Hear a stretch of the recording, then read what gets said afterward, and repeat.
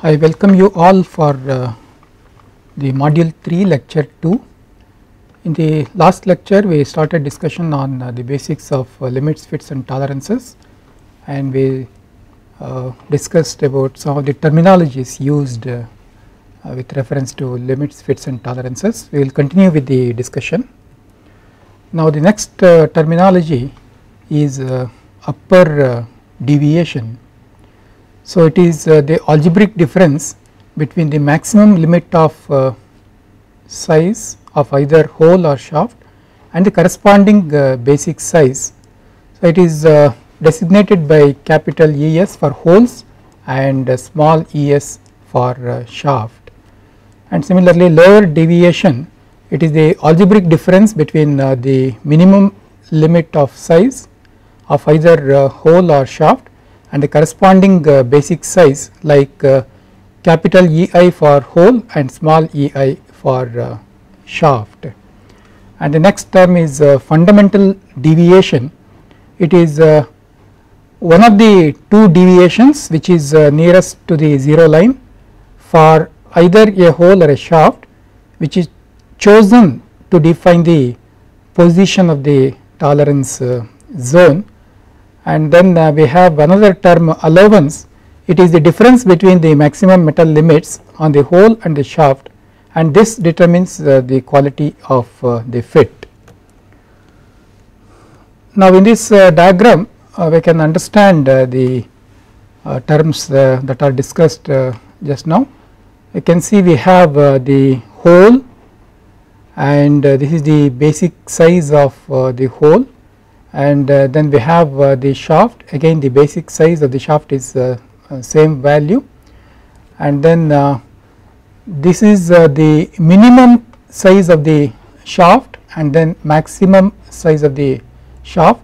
So this indicates the tolerance that is allowed for the shaft, and this tolerance is designated by international tolerance grade, or we say IT number. We will discuss this international tolerance grade in more detail after some time. And now similarly for the hole, we have this is the minimum size, and then this is the maximum size. This difference between maximum size and minimum size gives the tolerance, and this tolerance is again designated by international tolerance grade or IT number. Now we can see that this difference between the basic size and the tolerance or the maximum size of the shaft is the upper deviation, and it is designated by ES. And similarly the difference between the basic size and the minimum size of the shaft is designated by EI, lower deviation EI, lowercase ei. Similarly for the hole, the algebraic difference between this basic size and the minimum size of the hole, so this difference is known as lower deviation, and it is designated by capital EI. And then the difference between the basic size and the maximum size of the hole, so this difference is designated by capital ES, which is upper deviation. Now there is another term, fundamental deviation. It is the nearest deviation. The deviation which is nearer to the basic size is known as fundamental deviation.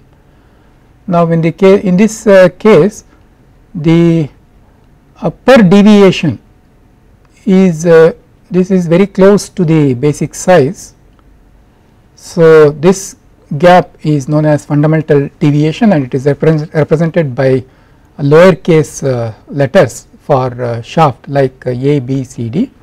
And in the case of holes, the lower deviation, that is capital EI, is very close to the basic size, and this gap is known as fundamental deviation, which is again designated by capital letters for holes like A, B, C, D, etc. This we will discuss in detail after some time. Now there are some more terms, basic shaft and basic hole. The shafts and holes that have 0 fundamental deviations. Now in the previous slide we saw that there is some fundamental deviation for the shaft as well as for the hole. If this fundamental deviation is 0, that means the basic size of the shaft is equal to the maximum size of the shaft. If that is the case, that is known as the basic shaft. Similarly, for basic hole, if this fundamental deviation is 0, that means basic size of the hole is equal to the minimum size of the hole. If that is the case, then we say such a hole is known as basic hole. So the shafts and holes that have 0 fundamental deviations are known as basic shafts and holes. The basic hole has 0 lower deviation, whereas the basic shaft has 0 upper deviation. And then we have hole designation. We use capital A, B, C, etc. To designate the holes in SO system by A, B up to Z and then ZA, ZB, ZC, excluding I, L, O, Q, W and adding JS. These are the 25 numbers specified in the Indian standard. Similarly, for shaft designation we use lowercase letters A, B, C, D, etc. up to Z, then ZA, ZB, ZC, excluding I, L, O, Q, W and adding JS. So 25 shaft designations are there. In ISO there are 28 designations are there. And then we have maximum material condition, short form is MMC. So this is the minimum diameter of hole and maximum diameter of shaft. Now we can understand this by using some simple sketches. So we have a plate like this, some workpiece with a hole. Okay, this is the say basic size of the hole, and then we have lower limit for the hole, and then we have upper limit for the hole. Okay, this is the high limit for the hole, and inner one is the lower limit for the hole.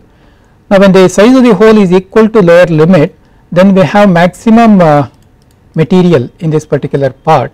So that is known as maximum material condition, which is equal to minimum diameter of the hole.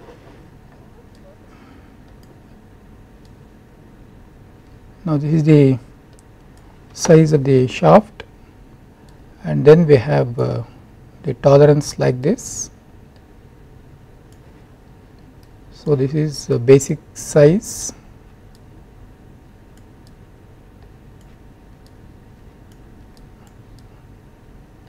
So this is basic size, and then this is the lower limit of the shaft, and then we have higher limit of the shaft. So this is high limit and this is low limit. So when the size of the shaft is equal to lower limit, then the material content will be least, and then when the size of the shaft is equal to H, higher limit, then it has maximum material condition that is equal to the maximum diameter of the shaft. Similarly, least material condition, this is equal to maximum diameter of hole. So when the diameter of hole is equal to the maximum size, then the material content is the least. And similarly, when the shaft size is equal to shaft size is equal to the lower limit, then the material content is least. So that is known as least material condition.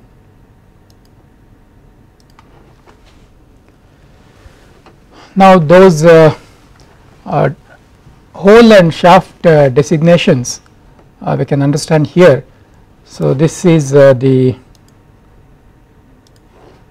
this line indicates the basic size for the hole, and this line indicates the basic size for the shaft, and the y axis is fundamental deviation in microns. Now we have various designations for holes A, B, C, D, etc.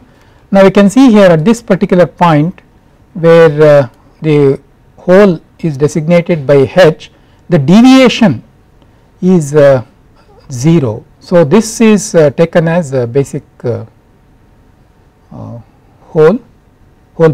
basic hole, and similarly if you observe here the deviation at this particular point is 0.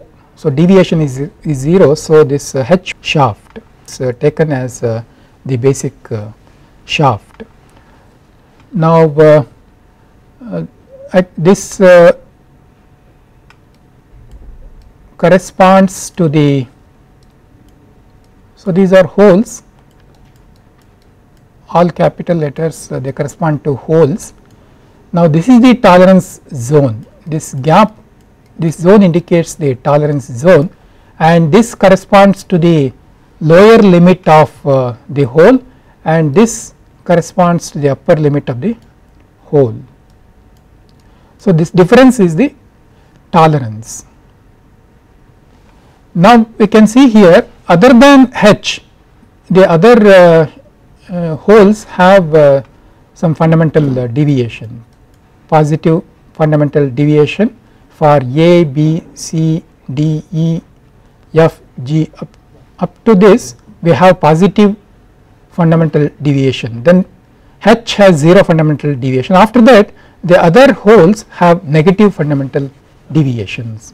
So similarly with respect to the shafts, shaft A, B, C, D, E, F, G, they have negative fundamental deviation, okay, and the H shaft H has 0 fundamental deviation.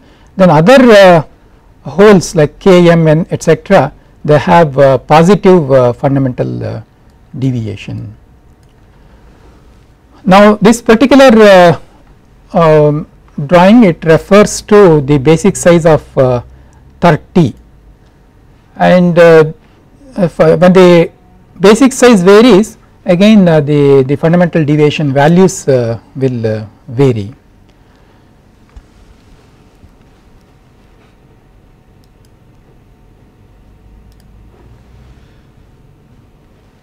Then we will move to the fit, definition of fit. It is the relationship between two parts that are assembled.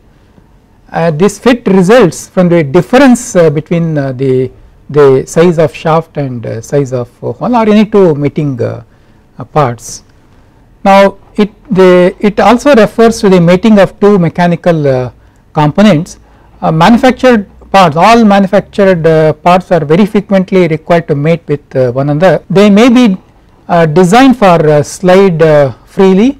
That means the shaft size is smaller than the hole size, so that the shaft can move inside the hole freely. It can rotate in the hole, or it can slide in the hole, or they may be designed to bind together. That means the shaft size is greater than the hole size, so that when we push the shaft into the hole by applying some force, the two mating parts are rigidly held. So depending upon the application, we may use the clearance fit, wherein the size of the shaft is lesser than the size of the hole, or we may use interference fit, where the size of the shaft is greater than the size of the hole. There is another kind of fit known as the transition fit, wherein depending upon the shaft size and the hole size, we may get either the clearance fit or interference fit. So, such things we will see after some time. Now, there are two systems of fits. The first one is hole based system and the second one is shaft based system. Now, we can observe in this picture this is the hole based system wherein size of the hole is kept constant. The hole size is kept constant and the shaft size is varied. So, we have different shafts. Now, this is the basic size of the hole and then this difference gives the tolerance for the hole. Now, to get different kinds of fit, whether we want the clearance fit or interference fit or transition fit, we vary the shaft size. And in the second system we have shaft based system wherein size of the shaft is kept constant. We can see in this picture the size of the shaft is not varied, it is constant, and hole size is varied to get different fits. For example, in this case the hole is bigger than the shaft, so we have some clearance here, so we get the clearance fit, and then here the shaft is bigger than the hole size, so we get the interference fit. Here in between we have a transition fit. Now, normally hole basis system is preferred because see the machining of the inner surfaces, for example holes, is always difficult, and we need to have a series of tools. For example, say we require different sizes of holes, then we should have multiple drill tools, the internal grinding tools, and then reamers. So, if we have different hole sizes, then the inventory of tool will increase, whereas shaft size can be varied using a single point cutting tool in the turning process or using a single grinding wheel. We can grind the different the shaft sizes. So, by using a hole basis system we can always reduce the tool inventory. So, in manufacturing environment normally hole basis system is used.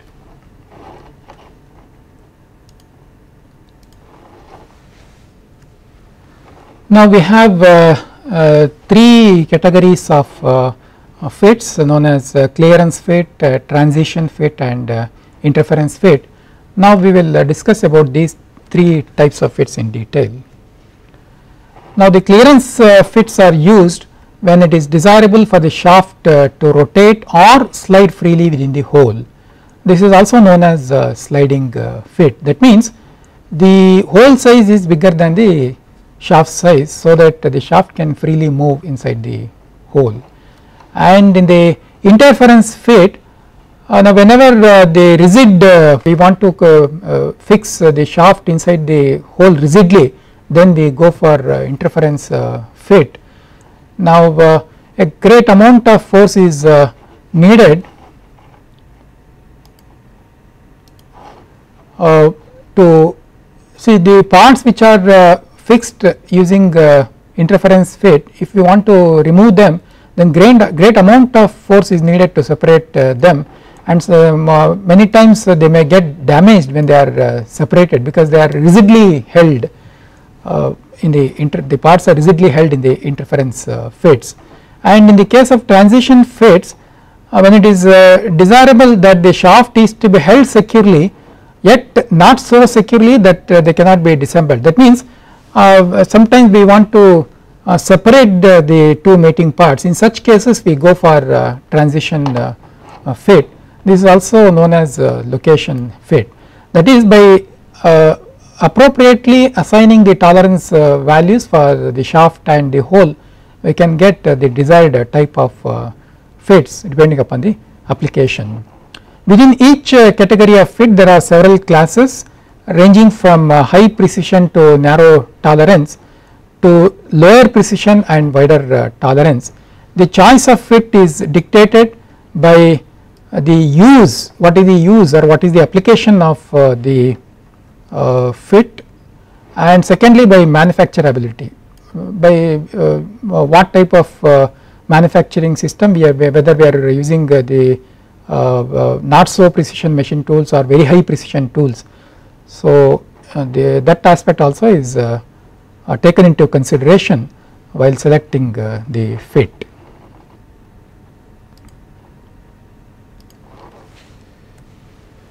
Now we will study the clearance fit in detail. This picture shows that we have a hole here with the minimum size of the hole and the maximum size of the hole.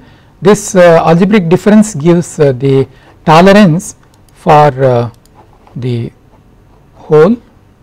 So this gap represents the tolerance for the hole. That means the hole size can be anywhere between the minimum hole and maximum. It can be here or it can be here.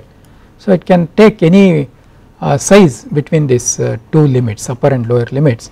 So similarly we have a shaft with the maximum size and the minimum size, and now when the shaft size is maximum and the hole size is minimum, so this algebraic sum gives algebraic difference gives the minimum clearance, and we get the maximum clearance when we have maximum sized holes and minimum sized shafts. So this represents the maximum clearance. So sometimes we need to so we have a bush bearing here. So this is the bush bearing, and then we have a shaft inside. So it has to rotate or it has to move freely. So in such cases we go for clearance fit. So one application is shown here. This is the shaft and this is the bush bearing. So shaft is required to rotate freely inside. In such cases we go for clearance fit.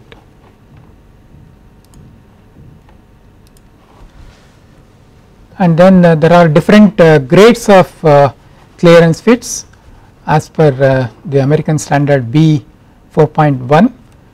Now they are represented by RC1, RC2 etc. As the RC, the lower RC numbers, that means 1, 2, 3 etc., they are very tighter fits, and as the number increases like RC5, 6, RC6 etc., they represent the looser fits. So RC1 wherein it has tighter fit and it is used when accurate location is intended without any noticeable play, and shafts are very expensive to manufacture since they have very tight tolerance and the clearance is very less. So one example is H7G6 combination gives us the RC1 clearance fit. So what is this H7G6? It is the whole designation, and the G is the designation for the shaft, and 7 indicates the IT number, international tolerance grade for hole, and the 6 represents the IT number for the shaft. We will discuss about these grades, IT grades in detail in a short while. So then we have RC2, this is a sliding fit, and this kind of fit is intended for the accurate location but with greater maximum clearance as compared to RC1. Parts made to this fit turn and move easily because of this higher clearance.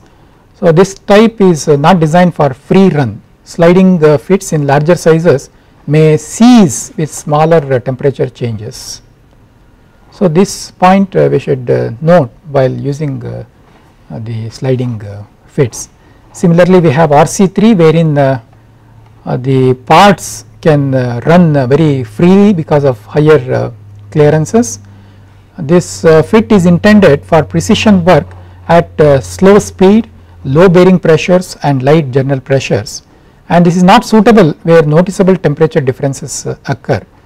If temperature rise is there, then again the seizure may occur.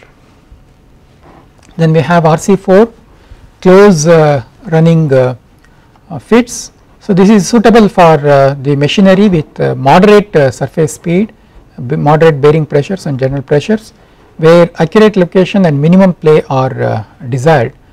This has smaller clearances with higher requirements for precision fit. So, one example is this is suitable for lubricated bearings. We can get close running fit by using H8 and F7 combination. Then we have RC5 and RC6, they are known as medium running fits, and they are designed for machines running at higher running speeds, considerable bearing pressures and heavy general pressure. This has greater clearances with common requirements for precision fit. So, next we have RC7, which is a free running fits where accuracy is not that much essential. So, because of the more clearances, there may be small play may be present. So, this is suitable for great temperature variations and high running speeds. These fits are suitable to use without any special requirements for precise guiding of shafts. For example, H9D10 combination gives us the free running fits, and then we have RC8 and RC9, they are very loose running fits. They are not intended for use where wide commercial tolerances may be required in the shaft. With this fit, the parts have great amount of clearances with great tolerances. So, loose running fits are exposed to effects of corrosion, contamination by dust and thermal or mechanical deformation. That means, since the clearances are more, we may their parts are exposed to the such conditions like corrosion and dust. So, one example is these are suitable for loose pulleys. So, you can get loose running fit by H11C11 combination. Then we have interference fit. So, this we get when the minimum permitted diameter of the shaft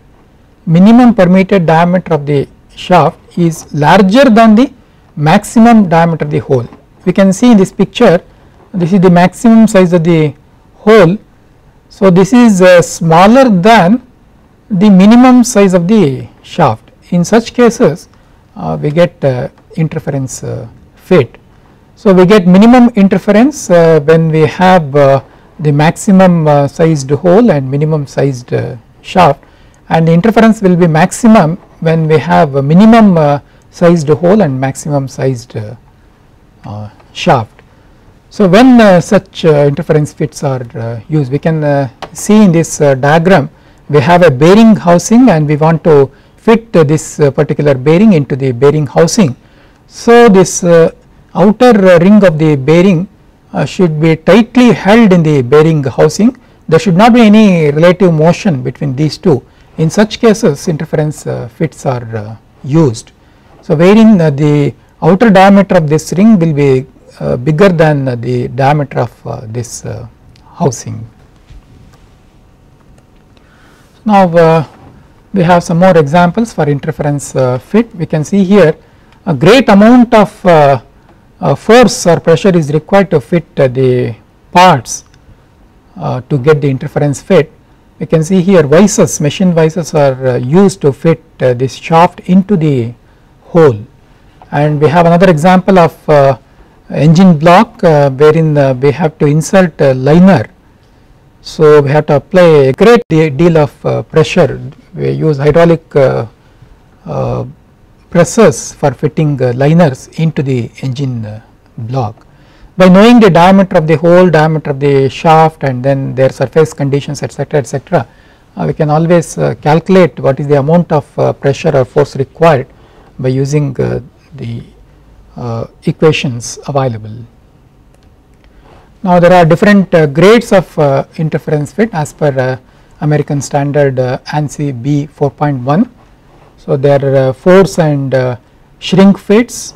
So, we have FN1, FN2, etc. FN1 is light drive fit. So, these types of fits are those requiring light assembly pressure. So, as the number increases 1, 2, 3, etc., the amount of pressure required will also increase, and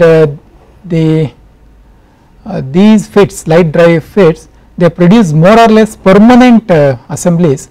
They are suitable in cast iron external members for or for thin sections or long fits. So, H7 P6 combination gives us FN1 fit, and then we have FN2 medium dry fit. These types of fits are suitable for ordinary steel parts or shrink fits on light sections, and medium dry fits are about the tightest fits that can be used with high grade cast iron external members. We can get the medium dry fit by using H7 S6 combination, and then they have FN3 heavy dry fits, and these are suitable for heavier steel parts or shrink fits in medium sections. The combination H7 T6 gives us the heavy drive fit, and then we have FN4 and FN5 force drive fits. These types of fits are for parts which can be highly stressed. Now the H7 U6 or H8 X7 combination gives us force drive fits.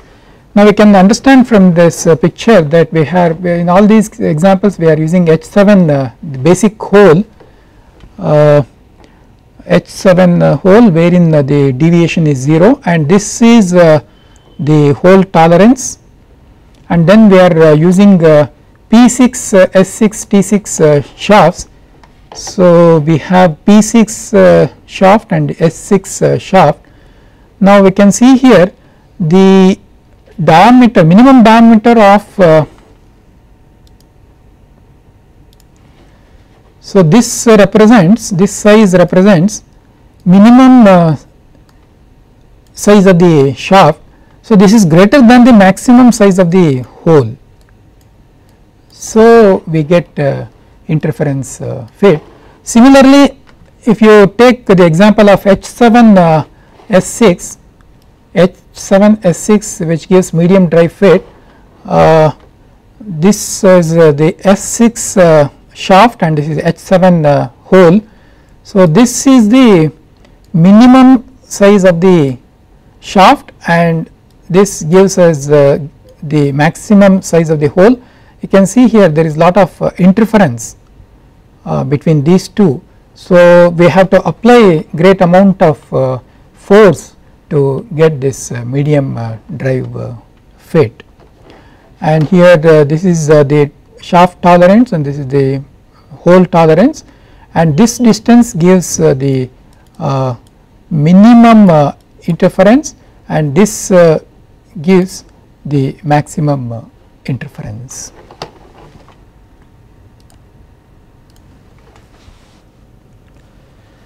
Then we have locational interference fits. They are designated by LN. These fits are used where accuracy of location is prime importance. These fits are used for parts requiring rigidity and alignment with no special requirements for pressure. The parts can be assembled or disassembled. The parts can be assembled or disassembled using cold pressing and great forces or hot pressing. That means the hole is heated so that the diameter increases and then the shaft can be inserted, and when both the shaft and hole are cooled down, we get the locational interference fit. So shaft P6 and with hole H7 we can get the true interference fit.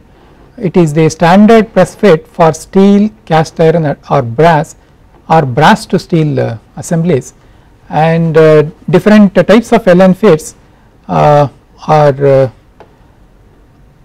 used depending upon the application. One can use LN1, LN2, LN3 etc., etc.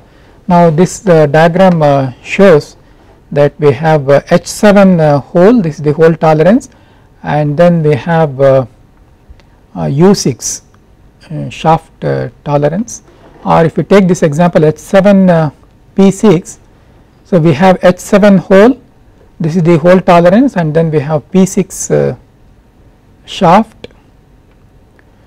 So you can understand, and then we have H7 S6, H7 U6. So this is the interference that is available, minimum interference that is available.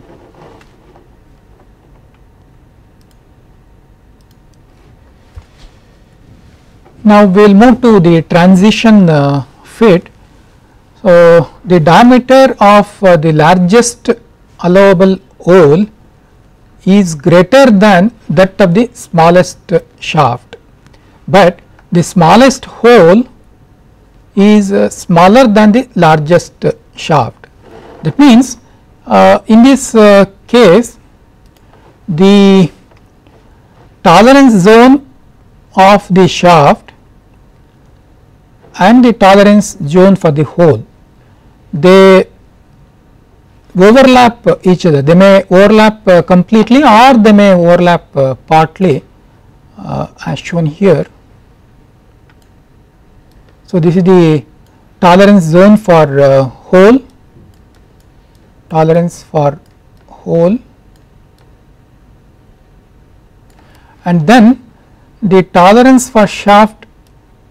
You can see they are overlapping in this particular case, or it may partly overlap like this or like this. So this is the tolerance for shaft.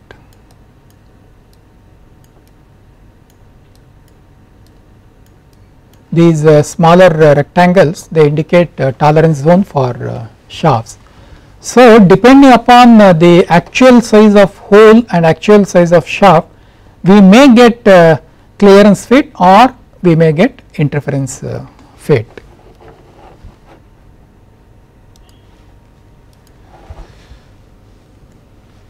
Now again there are different grades of transition fit.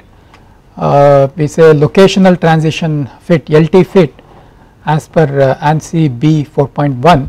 So we have LT1, LT2 transition fits, locational transition fits, and these can be used for bearing bushings, hubs of gears, pulleys and bushings, retaining rings, etc., etc.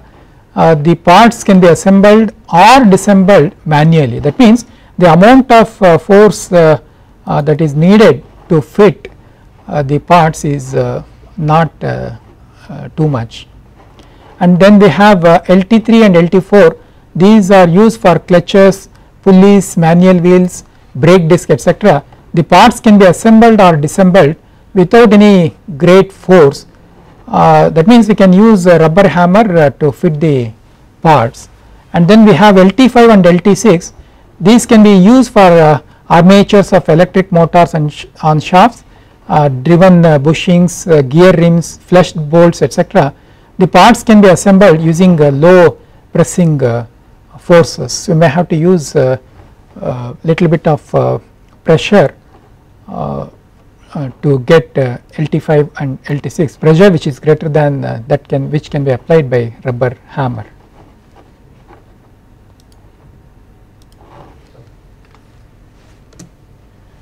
You can see we have a shaft and then we have a hole. Now the shaft size, you can observe that the combination is 2 dots are there.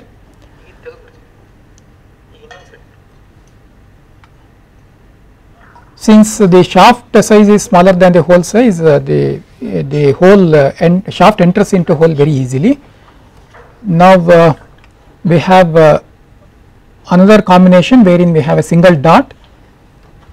So this is the shaft and the hole.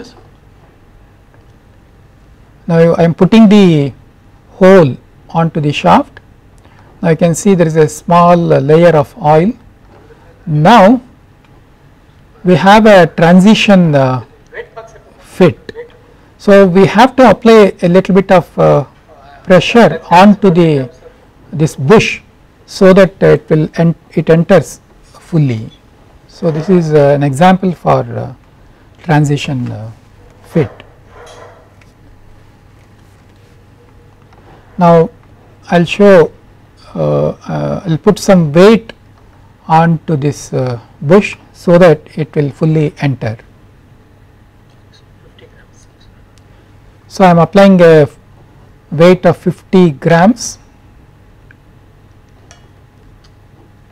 Now you can see after applying 50 grams it has entered fully.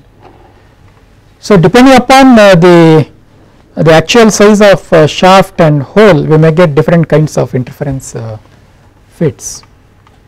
Now we have another experiment where this is the 3 dot combination. Now in this case you can observe I am putting the bush onto the shaft. Now it is not entering, even when we apply force it is not entering. The reason is the shaft size is greater than the hole size, so we have interference. We will conclude this lecture number 2. In the lecture number 2 we discussed about the different kinds of the fits, clearance fit, transition fit and interference fit. We also discussed about different the standards available with respect to the limits, fits and tolerances, and in the next class we will solve some numerical problems. Thank you.